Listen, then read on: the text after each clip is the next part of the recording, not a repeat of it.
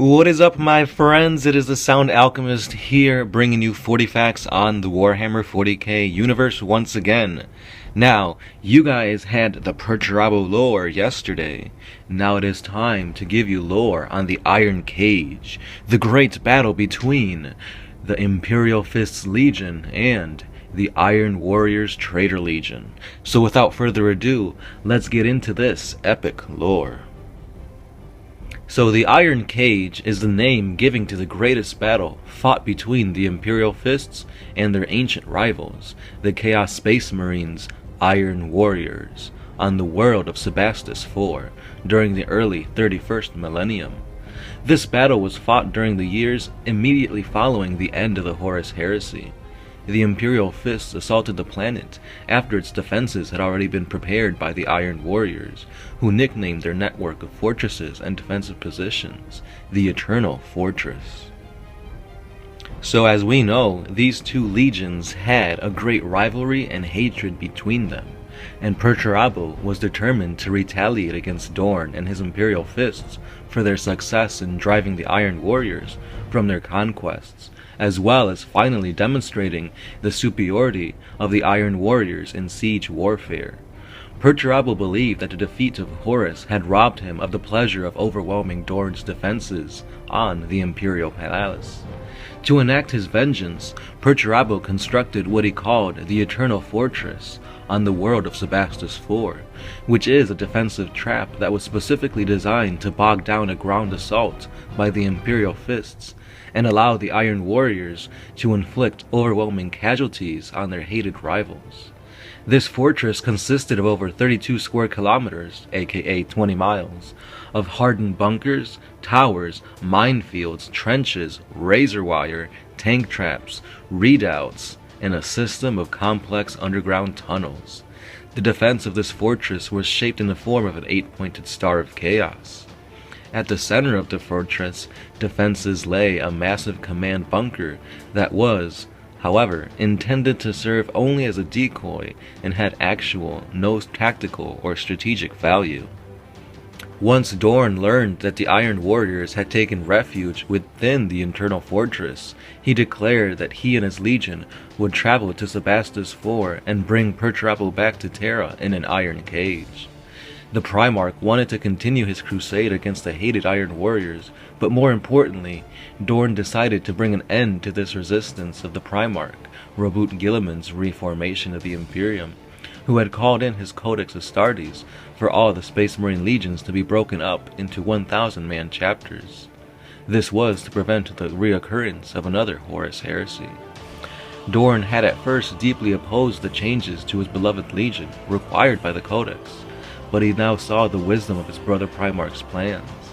Dorn decided that this Imperial Fists would abide by the Codex, but that the entire Imperial Fist Legion would systematically undergo a purging test like pain gloves that the Legion used on its new recruits, and emerge ready and willing to reorganize into the second founding chapters. The defeat of the Iron Warriors' Eternal Fortress would provide the perfect metaphorical pain glove for the entire Legion. As such, Dorn knew that his legion might suffer heavy casualties, but even he did not expect what ended up happening during the battle that the Imperial Fists would remember only as the Iron Cage. And let's dive into the lore of the battle itself. Guilliman said that no legion could effectively combat the defenses that the Iron Warriors had erected, but Dorn still launched his campaign. Even worse, he launched the assault without the extensive planning and preparations that was usually so characteristic of the Imperial Fists. This attack began with an orbital bombardment. Next, the Iron Warriors easily knew that this was coming, so they retreated to their underground bunkers, and they remained effectively unharmed by this bombardment. The Traitor Marines then activated remote planetary defense missile silos a sizable distance away from the fortress, forcing the Imperial Fists to commit to ground forces against them in a precipitous combat drop and ground assault. Next, the Loyalist Astartes approached the planet's surface. The Iron Warriors detonated the missile silos in a massive thermonuclear explosion, which sent large amounts of radioactive debris in the atmosphere and produced an ionization effect that disrupted almost all Vox communications. This tactic eliminated any chance of effective air support for the Imperial Fist's ground assault. This was a key advantage for the defenders.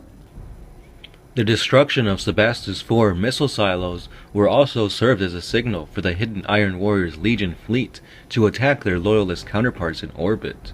While the two fleets were evenly matched, the Iron Warriors starships possessed large complements of Chaos Space Marines, prepared to engage in ship-to-ship boarding operations, while the Imperial Fist ship had dispatched almost all of their Astartes to the planet's surface to participate in the ground assault. Using their numerical advantage in orbit, the Iron Warriors managed to scatter the Imperial Fist's fleet, further preventing it from providing support to their ground forces. The Imperial Fists approached the Eternal Fortress's outer perimeter in a massive front a full 4 companies across. Overseeing the battlefield from a heavily fortified command tower, Perturabo directed the course of the Iron Warriors' defense. The Imperial Fists were immediately met by the unyielding and multi-layered nature of the Iron Warriors' defenses. With the aid of tank traps and minefields, the Iron Warriors neutralized the Imperial Fists' armor assets and pinned down their infantry units. Despite suffering many casualties, the Imperial Fists managed to break through the Eternal Fortress's outer perimeter, only to discover less resistance than expected within the fortress lines. Unknown to the loyalist Astartes, Perturabo had withdrawn portions of his force to entice the Imperial Fists into assaulting the defenders' positions and taking on additional casualties. This allowed the Iron Warriors to control the movements of the Imperial Fists, driving them into carefully planned traps and kill zones. Through the use of skillfulness tactics, the Iron Warriors were slowly able to break apart the tactical organization of the Fists, scattering them squad by squad into the Eternal Fortress's prepared defenses. By the 6th day of battle, the Imperial Fist had been reduced to fighting a series of individual engagements that could not hope to penetrate the Iron Warriors' layered defenses. This battle lasted another 3 weeks. The surviving Imperial Fist's ammunition was almost completely expended, and they had no choice but to fight in hand-to-hand combat.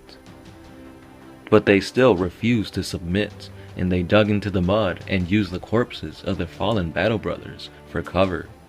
Dorn was forced to intervene personally a number of times to turn back assaults that would have slaughtered the remaining Fists. The Legion's captains pleaded with their Primarch to organize a breakout and retreat from the fortress's lines, but Dorn refused. Ever loyal, the Imperial Fists resigned themselves to die fighting beside their Primarch. After 3 weeks and 6 days, the Ultramarines finally intervened despite the Imperial Fist's protest, driving the Iron Warriors off the world with a combined orbital and ground assault. Unable to defeat 2 full legions that had combined their forces, Perturabo concentrated on denying the Imperial Fist's ability to withdraw intact and preventing them from collecting their dead and wounded. Over 400 Loyalist Battle Brothers' bodies were never recovered by the Legion, and this failure still ranks as a terrible dishonor for the Imperial Fists and all of their successor chapters. The Iron Warriors succeeded in their plan to inflict overwhelming casualties on their hated rivals, but failed to destroy the Fists entirely. The reason for this failure has long been debated by Imperial historians. One school argues that while Perturabo could have destroyed the Fists at any moment, once they were arrogant enough to fall into this trap, he did not, because he actually relished Dorn's anguish at living with the knowledge that the Iron Warriors had bested their rivals. Another argument claims that the Iron Warriors simply lacked the determination to make the sacrifices necessary to completely eliminate the Fists.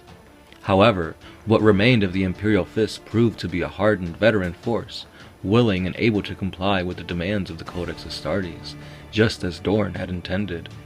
Following the outcome of the Battle of the Iron Cage, the Imperial Fist Legion was then split into at least 3 successor chapters, including the Imperial Fists, the Crimson Fists, and the Black Templars. All 3 legions would remember the Iron Cage as an extraordinary test of their courage and fortitude as Astartes. The Iron Warriors escaped into the Eye of Terror following the Battle of the Iron Cage in exchange for forfeiting their captured Loyalist Astartes gene seed to the foul purposes of the Chaos Gods. Perturabo was allowed to ascend to become a Demon Prince of Chaos, undivided, thanks to this task. And that's all the lore we have for the Iron Cage battle. Let me know what you guys think. Was it smart of Dorn to literally just go in headlong into a battle that he knew he probably couldn't win? I don't know. I feel like he was a little too overzealous. This guy, yeah, he was using this as a way to strengthen his Marines for the upcoming Codex Astartes. Basically, you know, I want 1,000 Marines to be battle hardened and the best of the best. But to do it this way, I think is a bit much. I don't know. I know this is one of Gersh's favorite armies. He's actually collecting Imperial Fists. So I know he has something to say about this battle of the Iron Cage. But anyway, what do you guys have to say? Let me know in the comments down below. And that's all I've got for you guys. Remember, we do have a Patreon page, a Twitter page, a Facebook page, and a Patreon page. So why not check all of those out? And that's all I've got for you guys today.